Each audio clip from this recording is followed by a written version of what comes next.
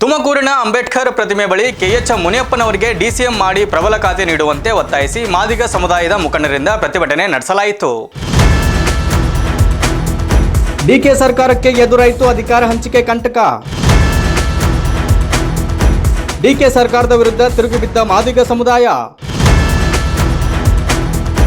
K H ಮುನಿಯಪ್ಪನವರಿಗೆ DCM ನೀಡುವಂತೆ ಒತ್ತಾಯಿಸಿ ತುಮಕೂರಿನಲ್ಲಿ ಪ್ರತಿಭಟನೆ.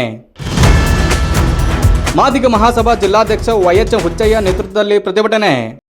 ಮಾದಿಗರ ಸಹಕಾರ ಬೇಕು ಅಂತ ಅಂದ್ರೆ ನೀವು ಮಾನ್ಯ ಕೆಎಚ್ ಮುನಿಯಪ್ಪನವರಿಗೆ ಡಿಸಿಎಂ ಖಾತೆ ಮತ್ತು ಸಮಾಜ ಕಲ್ಯಾಣ ಖಾತೆ, ಇನ್ನಿಬ್ಬರು ಮಾದಿಗರಿಗೆ ಮಂತ್ರಿ ಪಟ್ಟವನ್ನು ಕೊಡಬೇಕು.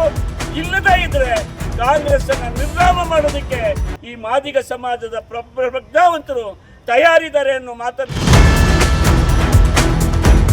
ಮಾದಿಗ ಸಮಾಜವನ್ನು ಮತ ಬ್ಯಾಂಕ್ ಆಗಿ ಬಳಸಿಕೊಳ್ಳಲಾಗ್ತಿದೆ. ಕಾಂಗ್ರೆಸ್ ಸರ್ಕಾರದ ವಿರುದ್ಧ ಘೋಷಣೆ ಕೂಗಿ ಆಕ್ರೋಶ. ಕೆಎಚ್ ಮುನಿಯಪ್ಪನವರು 2 ಬಾರಿ ಕೇಂದ್ರ ಸಚಿವರಾದವರು.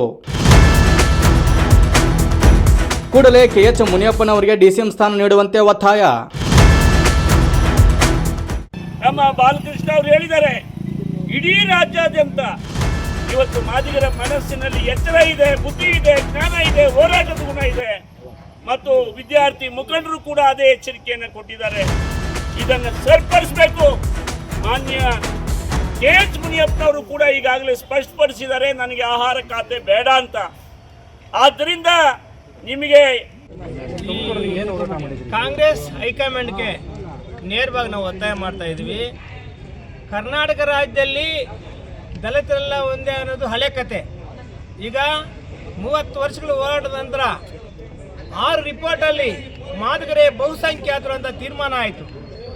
6 ರಿಪೋರ್ಟಲ್ಲಿ ಮಾದಿಗರೇ ಬಹುಸಂಖ್ಯಾತರು 6%ಗಿಂತ ಜಾಸ್ತಿ ಇದ್ದಾರೆ ಅಂತ ಹೇಳ್ತಾ ಇರೋ ರಿಪೋರ್ಟ್ಗಳ ಆಧಾರದ ಮೇಲೆ ಅದನ್ನು ಒಪ್ಪದಂಗೆ ಈ ಕಾಂಗ್ರೆಸ್ ಪಕ್ಷದವರು ಇಲ್ಲ ಸಮ ಮಾದಿಗರು ಒಲೆಯರು ಸಮ ಅಂತ ನೀವೇ ಹೇಳಿದಿರಲ್ಲ.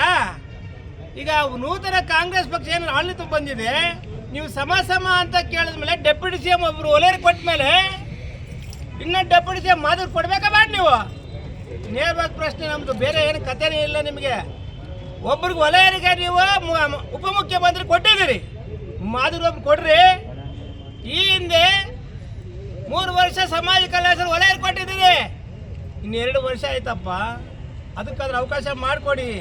ಯಾಕೆ ನಮ್ಗೆ ಅನ್ಯಾಯ ಮಾಡ್ತಾ ಇದ್ದೀರಿ? ಈ ಕಾಂಗ್ರೆಸ್ ಪಕ್ಷದಲ್ಲಿ 49 ವರ್ಷದಿಂದ ಮಾದಿಗರಿಗೆ ಅನ್ಯಾಯ ಮಾಡಿದ್ದೀರಿ.